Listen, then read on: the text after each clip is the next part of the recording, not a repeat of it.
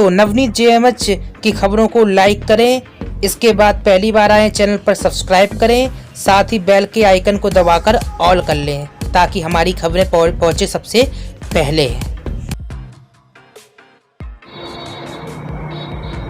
नमस्कार, एक बार फिर से आप सभी लोगों का स्वागत करता हूं आपके अपने चैनल, इसका नाम है नवनीत जेएमएच।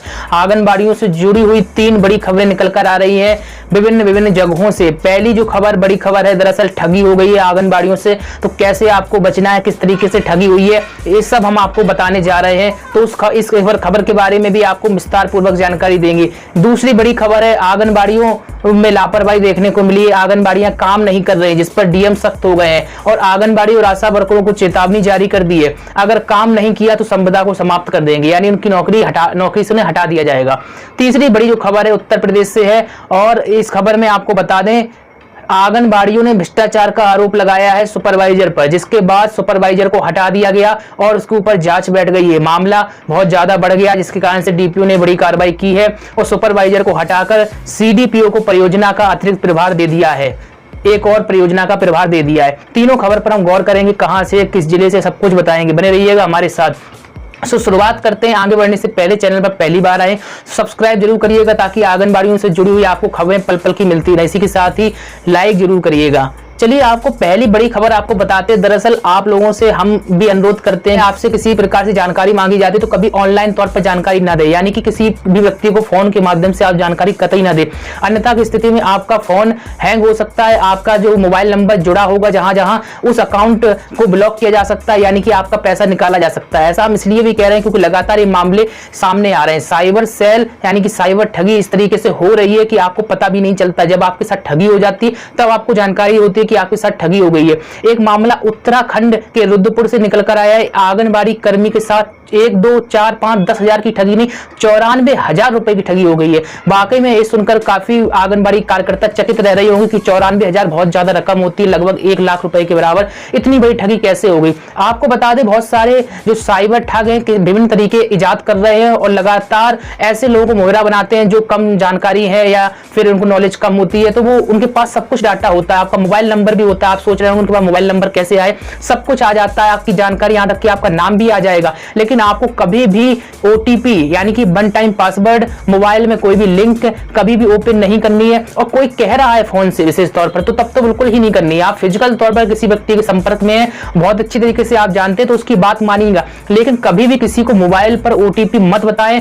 जैसा इस महिला के साथ हुआ है वैसा आपके साथ भी हो सकता है। आपको बता दें, जब इस महिला के पास फोन आया था, उस बंदे ने कहा था, यानी कि ठग ने कहा था कि आपका क्रेडिट कार्ड डीएक्टिवेट हो गया है। यहां पर आपको खबर दिखा रहे हैं, तो डीएक्टिवेट फिर से एक्टिवेट किया जाएगा और इसके लिए आपके मोबाइल पर एक कोड आया है, उस कोड को बता दीजिए। महिला समझ नहीं पाई, उसको पता नहीं था, आपको बता दी। महिला आंगनबाड़ी कार्यकर्ता है और इसको समझ में नहीं आया, इसने धीमे धीमे जानकारियां देनी शुरू कर दी। जैसा ठग ने कहा वैसा इस महिला ने जानकारी देनी शुरू कर दी। आपको बता दें, जानकारी देने के कुछ ही घंटों में इसके मोबाइल पर मैसेज आता है कि आपका कुछ रुपए चला गया। आपको बता दें, इकट्ठा 94,000 रुपए नहीं गया इस महिला का, 3 बार में 94,000 रुपए गया। जब इसको पता चला कि इसके अकाउंट से धनराशि 3 ट्रांजेक्शन हो चुके हैं जबकि इसने ट्रांजेक्शन नहीं किया, तब इसके होश उड़ गए और आनंद में इसने स्थानीय चौकी में अपनी शिकायत की, थाने में अपनी शिकायत की और शिकायत के बाद पुलिस, जो वहां पर पुलिस थी, पुलिस ने मामले को दर्ज कर लिया और साइबर सेल को भेज दिया। लेकिन बड़ी बात यह है, इस महिला के पैसे आते हैं या फिर नहीं, एक बड़ी समस्या इसके सामने भी खड़ी हो गई है। इसलिए बहुत ही जरूरी, जब तक आप फिजिकल तौर पर किसी व्यक्ति को नहीं जानते हो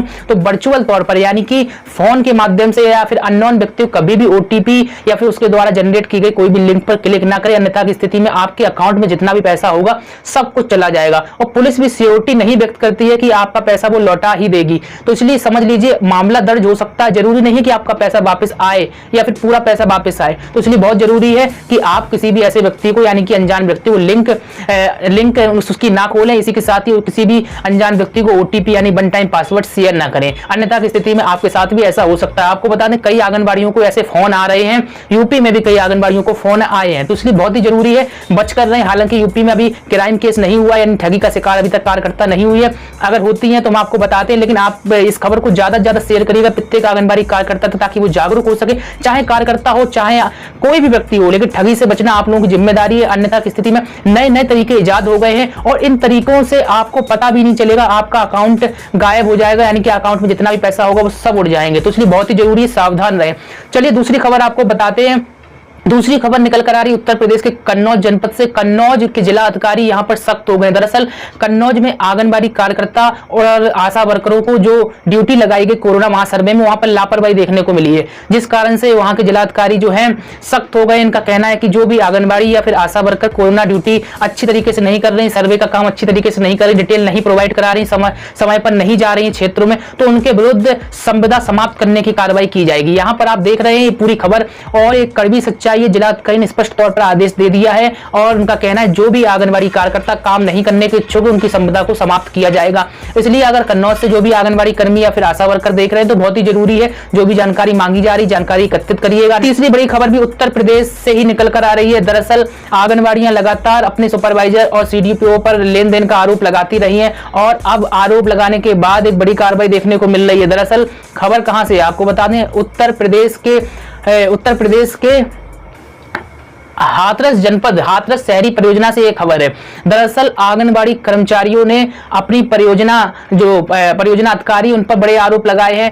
हाथरस शहरी परियोजना पर बड़े आरोप लगाए हैं। कार्यकर्ताओं के आरोप के बाद अधिकारी भी संज्ञान में आए और अधिकारियों ने इस मामले पर गंभीरता से जांच के लिए टीम बैठाल दी है। आपको बता दें जिला कार्यक्रम अधिकारी जो यहाँ के डीपीओ हैं वह जांच करेंगे और इसी के साथ ही तत्काल प्रभाव से सुपरवाइजर को हटा दिया गया और सीडीपीओ को अतिरिक्त परियोजना की जिम्मेदारी दे दी गई है। आपको बता आंगनबाड़ी कर्मचारी जो आरोप लगा रहे थे, उनका कहना था कि उनसे वसूली की जाती है और बिना वसूली के कोई काम नहीं होता है। जिस वसूली का आरोप आंगनबाड़ियां आज एक परियोजना में नहीं बल्कि जनपद भर में और इसी के साथ ही जिले की और अन्य जनपदों की आंगनबाड़ियां लगातार अपने अधिकारियों पर लगाती हैं। और जब हाथरस में यह मामला निकल कर आया तो निश्चित तौर पर आंगनबाड़ियों के आरोप कितने सही हैं कितने झूठ है उसको लेकर जांच बैठाल दी गई है और जांच होने के बाद जो भी दोषी होगा उन अधिकारियों के विरुद्ध कार्रवाई होगी। और इसी के साथ ही फिलहाल सुपरवाइजर को वहां से हटा दिया गया क्योंकि उसके ऊपर भी आरोप लग रहे थे और अगर सुपरवाइजर वहां पर रहती तो रुतबा से वह आरोप को दबाने की कोशिश करती। मामला सीडीओ तक भी पहुंचा, जिसके बाद